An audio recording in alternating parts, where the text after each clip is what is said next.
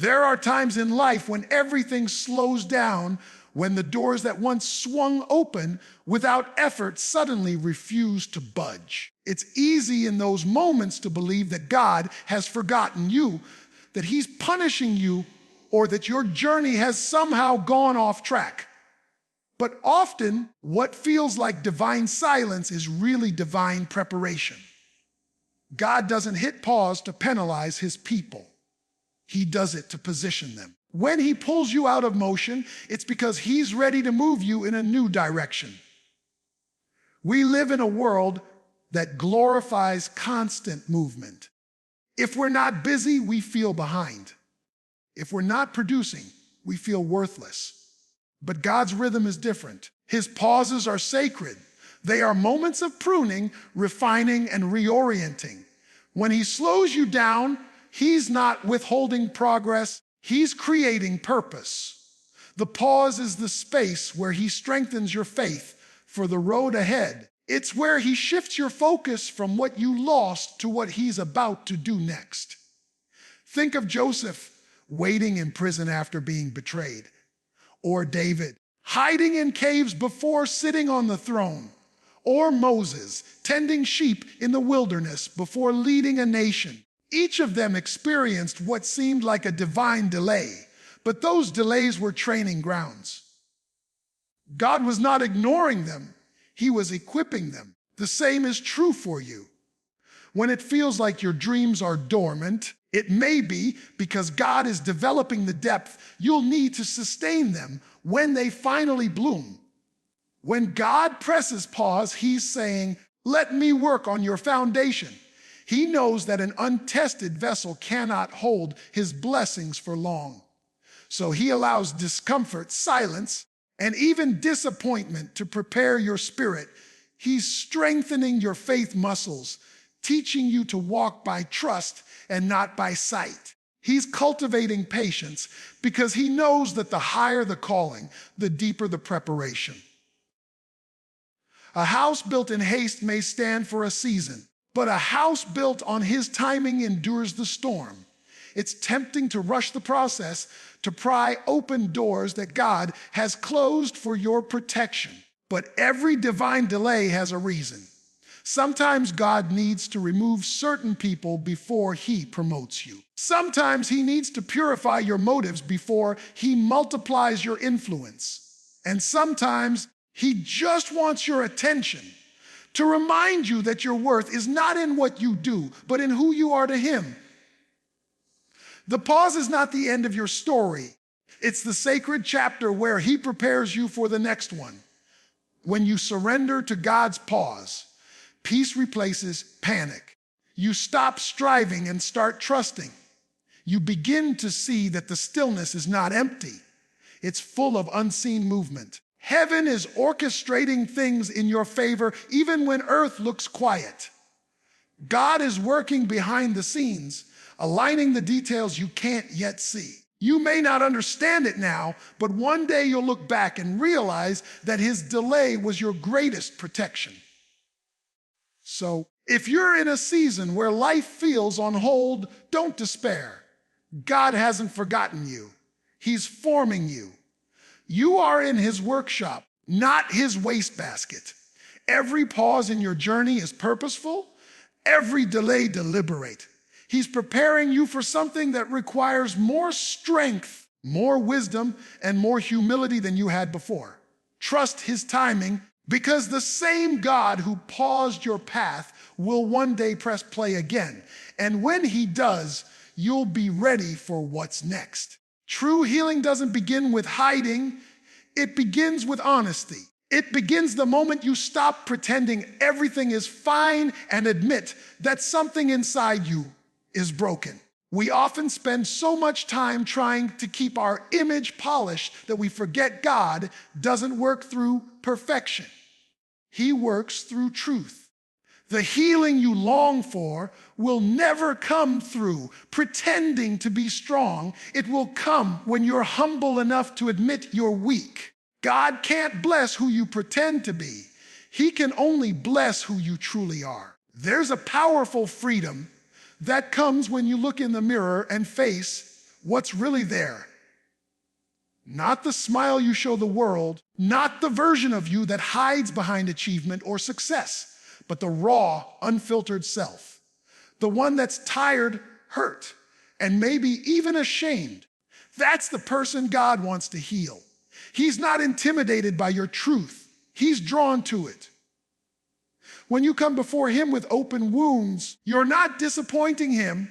You're inviting him in. We live in a culture that teaches us to cover pain instead of confronting it. We filter our struggles, hide our weaknesses, and call it strength.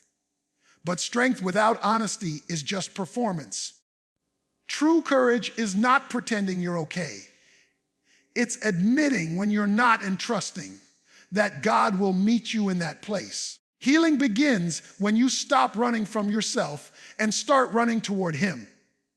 God's desire has always been relationship, not religion. He's not waiting for you to fix yourself before you come. He's asking you to come so he can fix what you can't. When you bring him your brokenness, he doesn't shame you. He embraces you.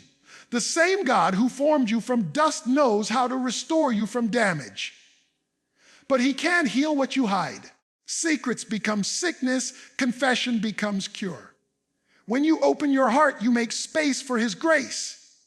Think of the prodigal son. His restoration didn't begin when he returned home. It began when he came to himself, when he finally faced the truth of where he was.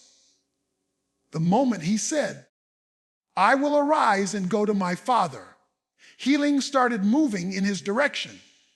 God is waiting for that same honesty from you. The moment you stop making excuses and start making confessions, you release the power of transformation in your life.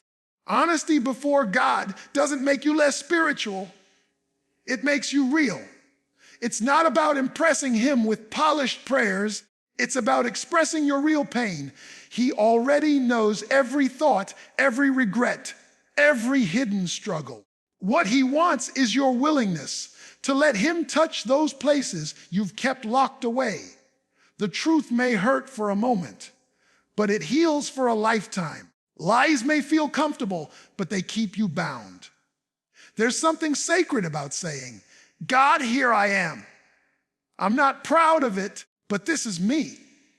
That kind of honesty breaks chains because it invites grace to do what guilt never could.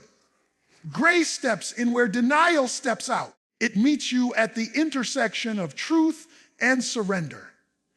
And when you get real with God, you'll find that he's more tender than you imagined, more patient than you deserve, and more loving than you believed. So if you're tired of pretending, let today be the day you stop running. Lay down the mask, open your heart, and let honesty do its holy work. God can turn your confession into cleansing, your pain into purpose, your guilt into growth. Healing begins with truth, and truth begins with humility. When you finally stand bare before God, you'll realize that you were never too broken to be loved. You were just too guarded to be healed. Brokenness has a way of revealing who we really are and, more importantly, who God truly is. When everything around you falls apart and all your strength runs dry, you discover that what remains is what was always meant to sustain you: his grace. Brokenness isn't a punishment, it's a process. It's the place where God reshapes what life, loss, and sin have shattered. It's the space where your tears become prayers and your pain becomes the raw material for purpose. You may see only the fragments, but God sees the masterpiece that's forming in his hands. We often view broken seasons as moments to be escaped, yet they're often the classrooms of our greatest growth. When you have nothing left to lean on, you finally learn what it means to lean on him.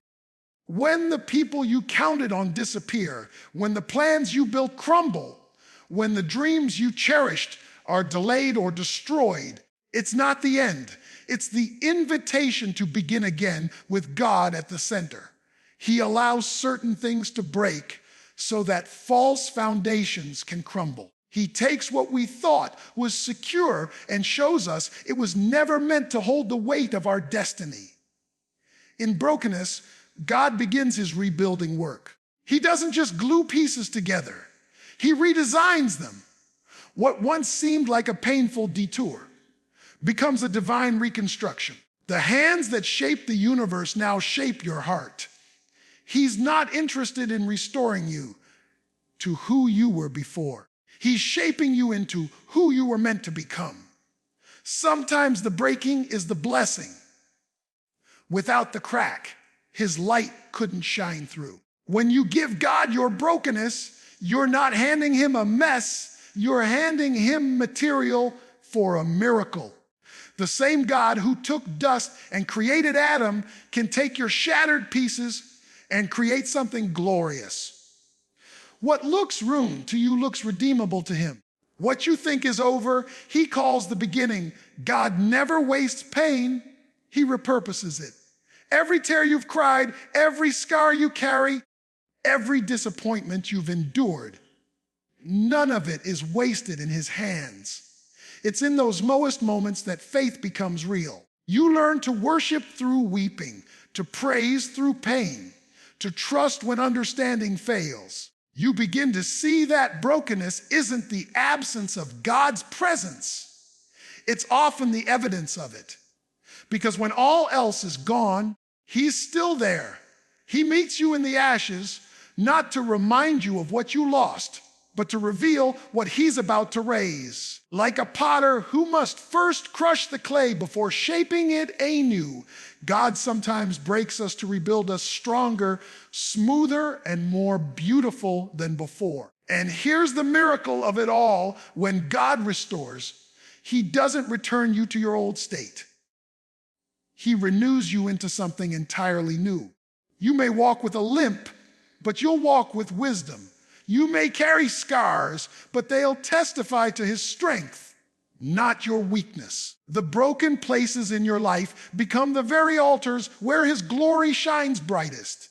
Your story becomes proof that nothing is beyond his repair. So, don't despise your broken season. It's not your burial ground. It's your birthing place. Let God hold what you can't fix. Let him turn your chaos into creation, your wounds into wisdom, and your sorrow into strength. The breaking you're feeling is not the end. It's the sound of transformation.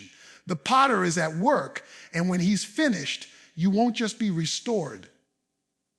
You'll be renewed, refined, and ready for what's next. Grace is the language of heaven spoken to the broken. It's God's way of saying, I still see you, I still love you, and I still have a plan for you, even after you've fallen flat on your face. Grace doesn't ignore your sin, but it refuses to let it define you. It's not a license to remain the same. It's the power to begin again. Where guilt builds walls, grace builds bridges. Where shame shuts you down, grace lifts you up. It reaches into the darkest corners of your past and whispers, you are still mine.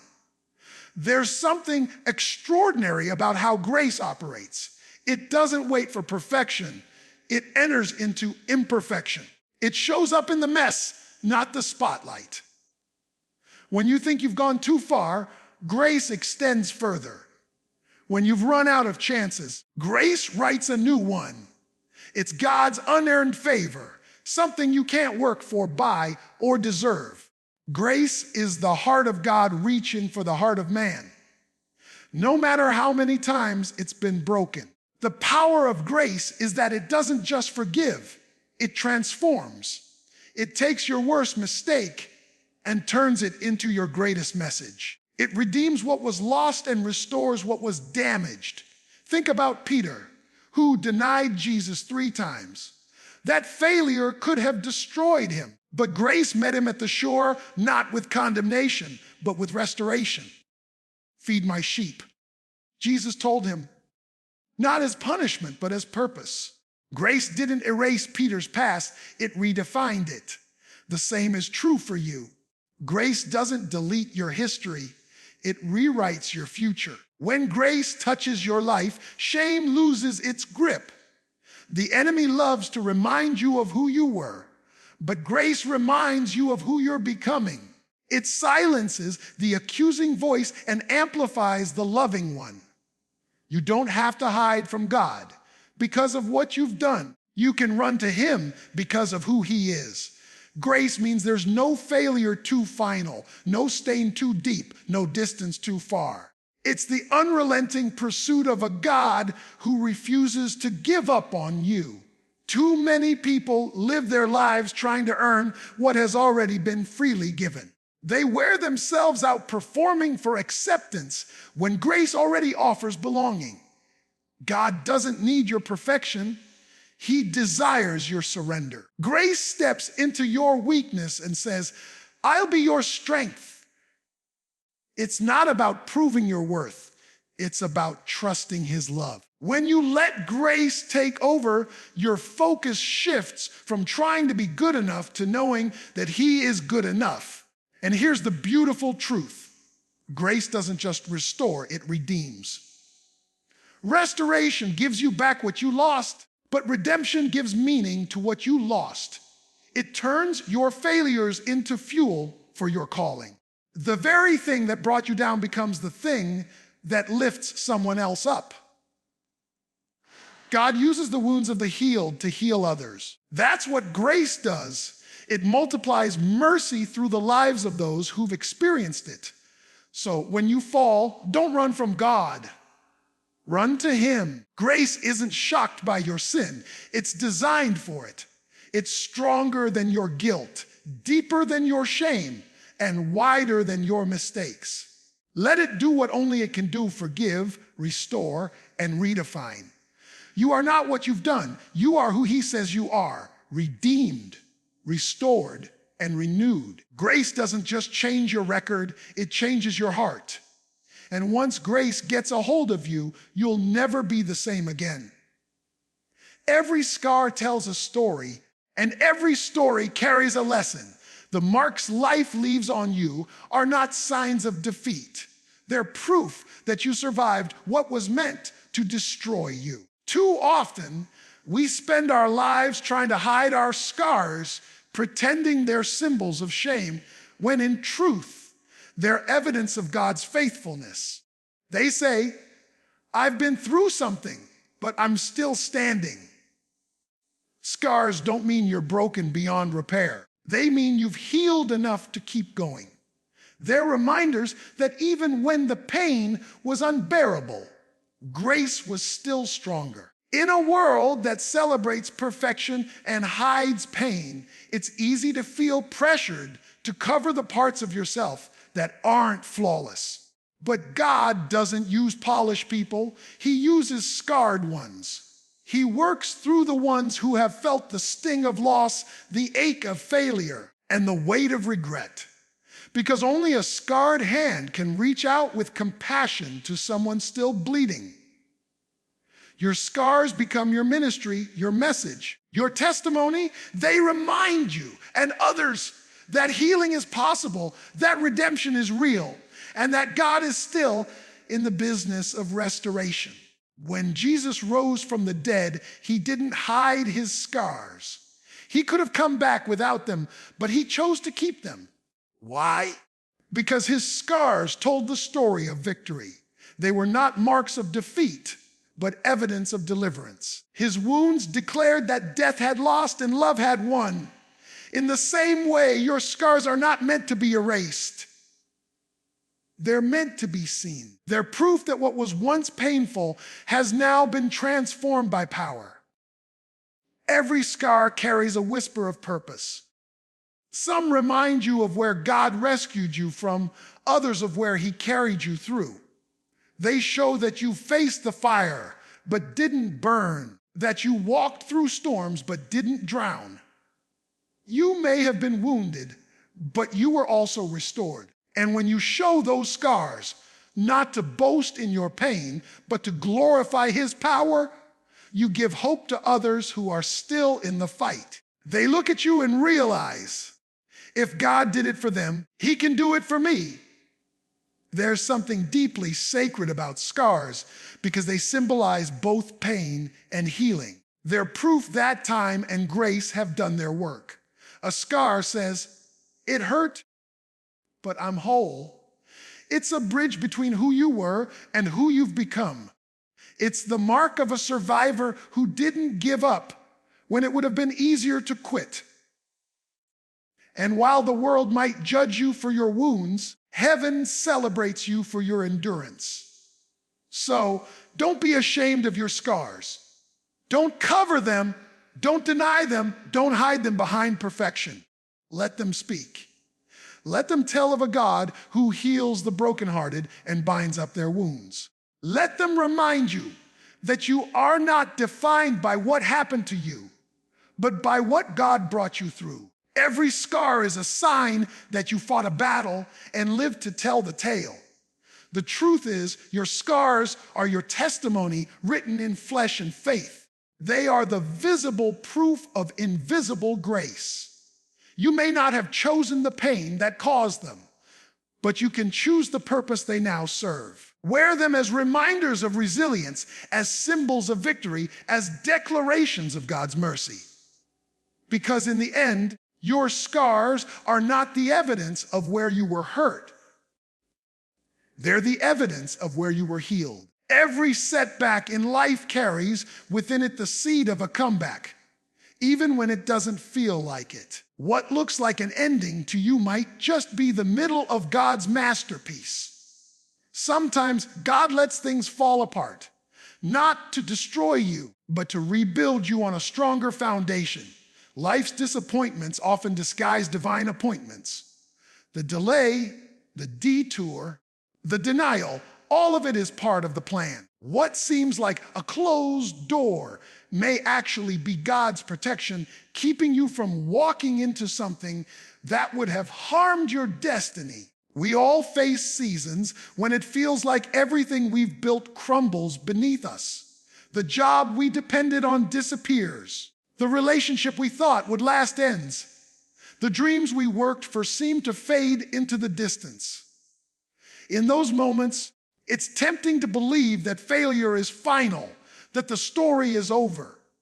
But the God who began your story has already written your comeback. What you call a breakdown, he calls a breakthrough in progress. The same God who allowed you to fall will be the one to lift you up.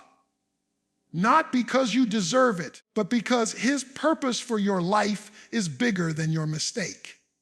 When God allows a setback, he's not trying to humiliate you. He's trying to humble you. He's teaching you to depend on him instead of yourself. Setbacks strip away pride, comfort, and control so that what's left is pure faith. And it's only when faith stands alone that you realize it's enough. Every hero of faith had a fall before they had a rise. Joseph in the pit, David on the run, Jonah in the fish, Peter in his denial. Yet every one of them discovered that God's mercy doesn't run out when you mess up. It runs deeper. The beauty of a comeback is that it doesn't erase the fall. It redeems it. God uses what was meant to harm you to strengthen you. He takes your greatest disappointment and turns it into your greatest revelation. When life knocks you down, it's not a sign that God has abandoned you. It's an opportunity for you to rise with his strength instead of your own.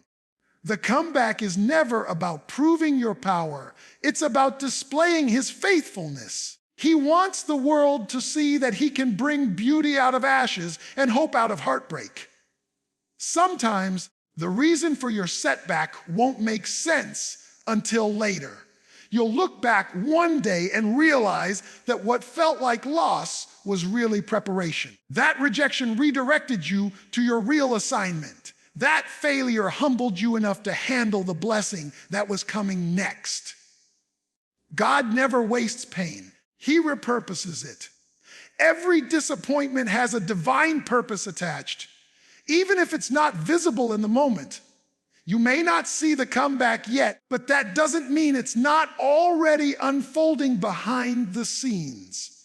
The truth is, Your comeback is not determined by your situation, but by your Savior. As long as there's breath in your body, there's grace in your story.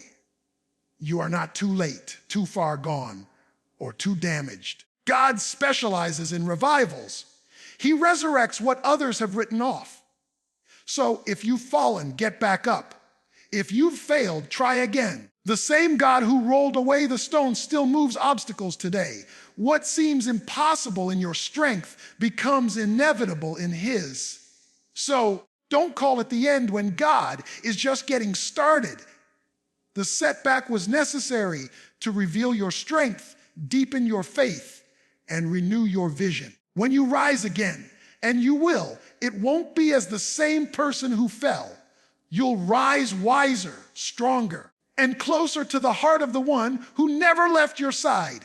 Every setback holds a comeback, and every comeback shouts one truth louder than all your pain. God is not finished with you yet.